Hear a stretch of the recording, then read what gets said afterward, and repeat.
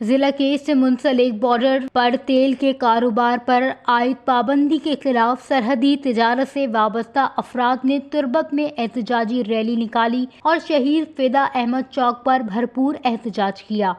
احتجاج میں بلیدہ، زمران، ہوشاب اور تحصیل تربت سے لوگ شامل تھے۔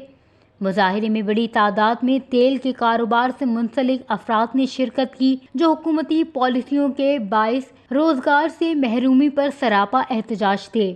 ریلی سے خطاب کرتے ہوئے مسلم لیگ نون کے رہنما عطا اللہ محمد زئی، مختار انور زمرانی، سعید بلوچ اور دیگر مقررین نے کہا کہ سرحدی علاقوں میں بارڈر ٹریڈ ہزاروں افراد کا واحد ذریعہ معاش ہے، جسے بند کر کے عوام کو فاقہ کشی پر مجبور کیا جا رہا ہے۔ مقررین نے مطالبہ کیا کہ حکومت فوری طور پر بارڈر ٹریڈ پر عائد پابندیاں ختم کرے اور لوگوں کو آزادانہ طور پر اپنا روزگار جاری رکھنے کی اجازت دے۔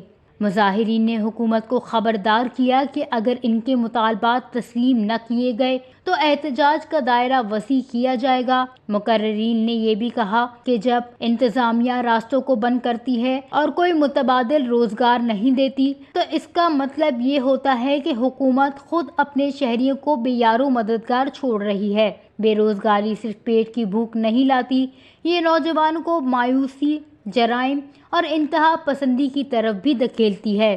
وش نیوز، کیچ، بلوچستان۔